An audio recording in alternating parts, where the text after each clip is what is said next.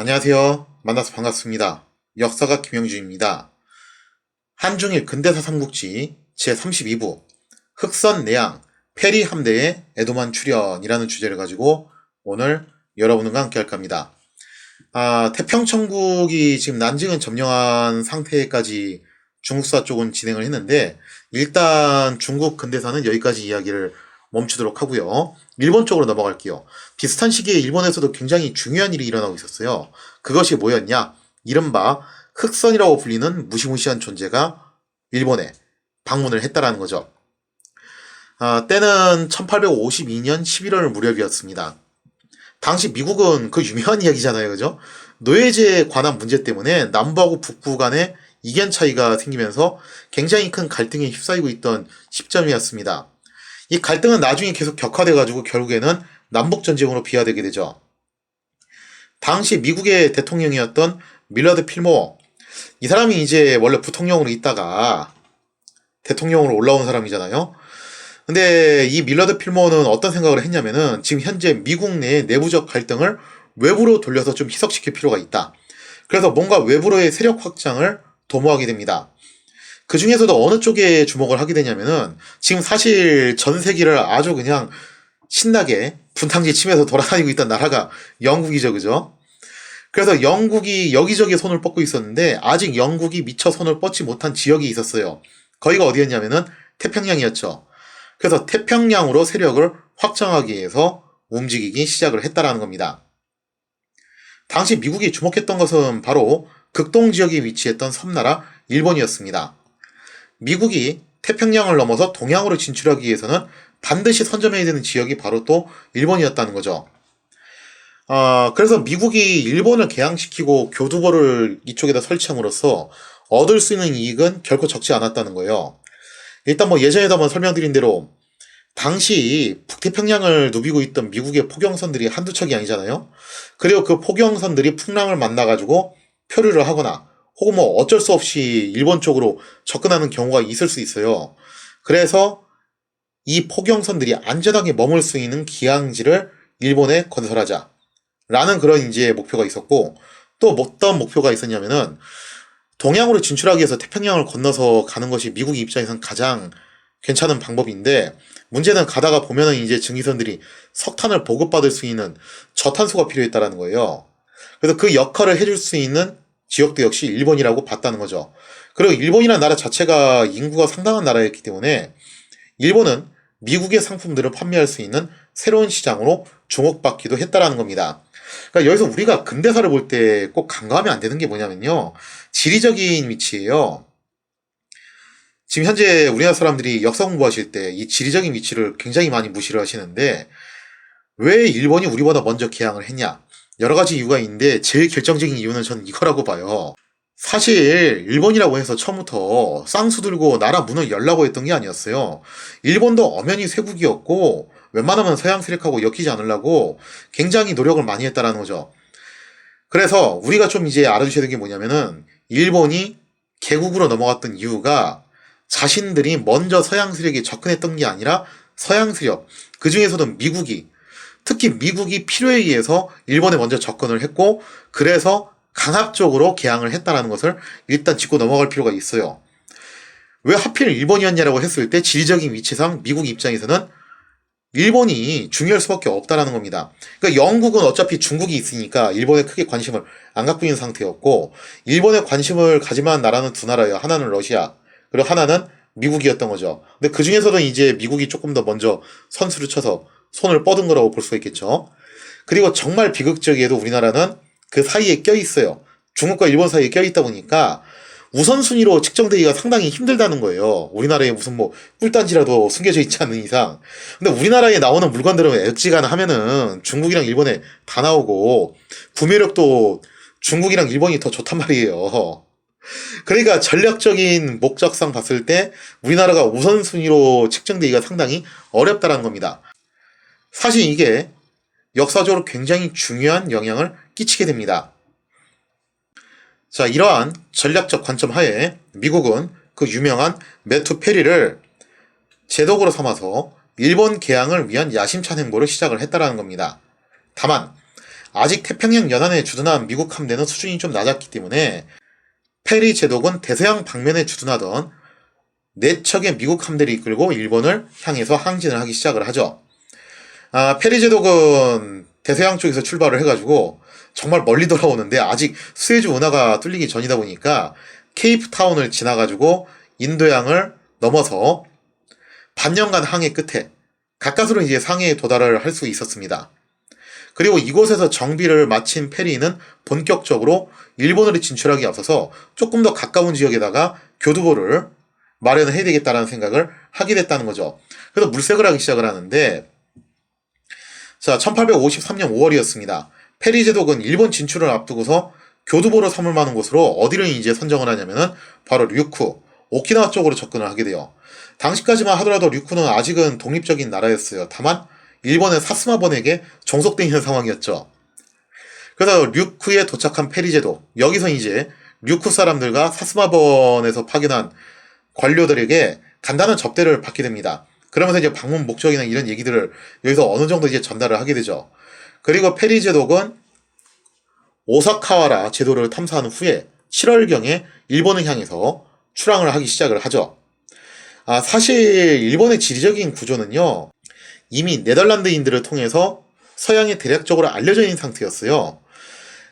여기서 진짜 네덜란드가 굉장히 얄미운 행동을 하는데, 당시 네덜란드인들은요, 일본 측에다가 미리 미국 함대가 올 것이라는 것을 언지를 해줘요. 얼핏 보면 일본 편을 드는 것처럼 행동을 하죠. 하지만 사실 미국 측에다가도 일본의 지리 정보를 제공해주는 그런 상당히 얍삽한 행동을 하게 됩니다. 자, 그래서 페리 제독은 네덜란드인들이 제공해준 정보를 기반으로 1853년 7월 8일 순조롭게 북상을 해서 별다른 방해 없이 북상을 해가지고 불과 일주일 만에 에도만에 위치한 우라가 앞바다에 출현을 하는데 성공을 하죠. 갑작스럽게 등장한 흑선, 당시 일본인들은 흑선이라고 불렀어요. 우리는 이제 이양선이라고 얘기를 하죠. 그 흑선의 출현에 에도 사람들은 바닷가로 몰려들어서 구경하는데 처음엔 여념이 없었대요. 그러니까 사실 뭐 조선에서도 비슷한 상황이 일어났는데 나중에 이제 병인 양요 때 굉장히 유사한 현상이 한번 나오긴 하거든요. 처음에 이제 신기해서 다들 와가지고 구경을 해요. 왜 흑선이라고 불렀냐면은 당시 증기선이 정말 검은 연기를 갖다 뿜어대기 때문에 이걸 보고서 흑선이라는 표현을 많이 썼습니다. 자, 이렇게 해서 구경꾼들이 에도만으로 몰려와서 구경을 하니까 여기서 이제 제국주의 시대의 본성이 나오는 거죠. 페리 함대는 기선을 제압하기 위해서 무려 대포를 발포합니다. 민간인들을 향해서 대포를 발포하는데 다만 이게 실탄은 아니었고 공포탄이었어요. 하지만 구경 나왔던 사람들 입장에서는 이건 엄청난 일이었죠. 갑자기 포성이 울려 퍼지니까 구경 나왔던 에도 사람들은 순식간에 혼비백산에서 흩어지기 시작합니다. 이로 인해 에도 사람들에게 있어서 페리 함대의 출현은 더 이상 호기심거리가 아니었다는 거죠. 이제 이것은 그야말로 충격과 공포, 요즘식으로 따지자면은 무슨 뭐 화성에서 외계인들이 침공해 왔다, 거의 이 정도 수준으로 다가오게 됐다라는 거예요. 자, 흑선의 출현에 큰 충격에 빠진 에도 사람들은 완전히 대혼란에 빠지게 되고 평화로웠던 에도는 순식간에 아수라장이 됩니다. 상황이 급박해지자 에도성에서는 막부 중신회의가 긴급 소집이 돼서 대책을 논의하게 됐어요. 그런데 여기서 정말 일이 꼬이는 게 이거였습니다. 설상가상으로 하필 현 에도 막부의 쇼군이었던 도쿠가와 이에요시가 중병을 앓고 있어가지고 지금 오늘 내일 하고 있는 그런 시점이었다는 거예요. 그래서 쇼군이 회의에 참석을 못해요. 쇼군이 없는 상태에서 막부 중신들은 급한 대로 수성 로주, 그러니까 당시 이제 막료들의 우두머리였죠. 거의 뭐 총리격이라고 볼 수 있는 인물인데 수성 로주 아베 마사히로를 중심으로 대책회의에 돌입을 하게 됩니다. 물론 에도 막부도 네덜란드 측이 제공해준 첩보를 통해서 미국 함대가 조만간 일본에 마수를 뻗칠 것이다 라는 것을 이제 알고는 있었어요. 전혀 모르고서 당한 건 아니었고 대강 짐작은 하고 있었다는 거죠. 하지만 당시 일본도 오랜 평화로 인해서 에도만에는 이렇다 할 함대도 대포도 없었습니다. 옛날 이제 그 전국시대 임진왜란기에 보여줬던 그 엄청난 위험은 사라진 지 오래됐다라는 거죠. 이에 에도 막부는 급한 대로 에도만 해안가에 조총부대를 배치해두긴 했는데 딱 총 가지고서 지금 저 함포를 어떻게 막겠냐 이거죠. 이게 뭐 상대가 안 되잖아요, 그죠? 자, 그래서 아무리 예상했던 일이고 나름 또 대비를 한다고는 했지만 막상 닥치고 나서 보니까 막부의 힘으로는 딱히 대처할 수 있는 수단이 없는 상태라는 거예요. 만약 지금 상황에서 미국 함대가 대대적으로 포격이라도 가한다. 그럴 경우에는 에도는 그야말로 불바다가 될 게 뻔한 상황이었습니다. 무엇보다도 가장 걱정이었던 게 뭐였냐면은 에도 인구가 80만이 넘어갔어요. 그럼 엄청난 대도시였는데 그 엄청난 숫자의 에도 인구가 생활을 하기 위해서는 당연히 자체적인 자급자족으로 하는 게 아니라 물자를 외부에서 공급을 받아서 생활을 하는 거예요.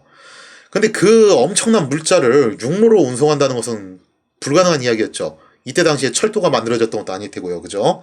그래서 결국 이 엄청난 숫자의 에도 인구가 생활을 하기 위해서는 해상으로 물자로 운송을 해야 하는데 그 해상 입구가 바로 우라가 해협이에요. 그리고 페리 함대가 바로 그 우라가 해협을 완벽하게 봉쇄를 하게 되면서 에도막부 입장에서는 초비상이 걸리게 되었던 겁니다. 그래서 이제 당시 상황을 지도를 통해서 보시면요. 에도만이 있죠. 그 에도만의 이제 외항 역할을 하는 곳이 요코하마, 그 다음에 요코스카 이 일대고, 그 다음에 우라가는 그렇게 큰 지역은 아니에요. 이제 가장 바깥으로 튀어나온 지역인데, 그 우라가 해협의 폭이 상당히 좁아요. 바로 여기에 페리 함대가 주둔을 하게 된 거예요. 그래서 여기에 주둔을 하면서 멀찍이 떨어져가지고 한포석영만 가해도 요코스카, 요코하마, 에도는 완전 다 불바다가 될 판이라는 거죠. 어떻게 보면 좀 갑갑한 상황인데 에도 막부는 여기에 제대로 된 포대도 없었고 또 제대로 된 함대도 없었어요. 조총부대만 급하게 배치를 해놨는데 그거 가지고서는 도저히 막을 수가 없는 상황이었다는 거죠. 만약 이 같은 상황이 지속된다면은 페리 함대가 사실 뭐 구태여 한포 사격을 할 필요도 없습니다. 그냥 여기에 버티고 있는 것만으로도 에도는 물자 공급이 끊기게 되고 고사가 된다는 거죠. 그러면서 에도는 열흘도 못 버티고 순식간에 붕괴될 수밖에 없는 처지가 된다는 거예요. 그리고 이렇게 에도가 붕괴돼 버리면은 에도를 기반으로 삼았던 도쿠가와 막부 역시 순식간에 몰락할 것은 자명한 일이라는 거죠. 이게 조선하고 다른 게 뭐냐면은 조선은 수도를 옮기면 돼요. 물론 타격은 있죠. 하지만 수도를 옮겨서 어쨌든 이어나갈 수 있다면은 에도 막부는 그게 안 돼요. 왜냐면은 이게 막부 체제다 보니까 막부의 근간이라고 할 수 있는 것이 에도고 에도를 떠나면 에도 막부는 더 이상 이제 힘을 가질 수가 없습니다. 이게 일본이 조선청과 달랐던 부분이죠. 이처럼 페리 함대가 우라가 해협을 봉쇄한 것으로 인해서 에도 막부는 제대로 된 저항도 못하고 지금 무너질 위기에 처해 있었다는 겁니다. 그냥 말 그대로 체크메이트에 걸려든 거예요. 따라서 이 한 수야말로 페리 입장에서는 정말 신의 한 수나 다름없었다는 거죠. 물론 페리가 어떻게 해서 이렇게 신의 한 수를 알게 되었냐? 이유는 하나밖에 없습니다. 네덜란드인들이 양다리를 걸치면서 페리 제독한테 제공해줬던 그 정보를 기반으로 이런 작전을 짜는 것이 또 가능했다라는 거예요. 자, 상황이 이렇게 위태롭게 되자 에도 막부는 우선 사절을 보내서 미국 측의 요구사항이 무엇인지 알아오게 합니다. 도대체 왜 갑자기 이런 행동을 하는 거냐? 원하는 게 뭐냐? 우리 말로 하자 하는 거죠. 자, 이에 페리 제독은 미국 대통령이 친서를 갖고 왔으니까 일본의 고위 관료가 나와서 정중히 접수를 해라 라고 요구를 한다는 거죠. 달리 방법이 없었던 일본의 수석 로주 아베 마사히로는 고위 관료를 파견해서 미국 대통령의 친서를 접수하기로 결정을 하게 됩니다. 과연 당시 미국 측은 일본 측에 어떤 요구를 하게 되었는가? 거기에 대한 이야기는 다음 시간에 이어서 계속하도록 하겠습니다.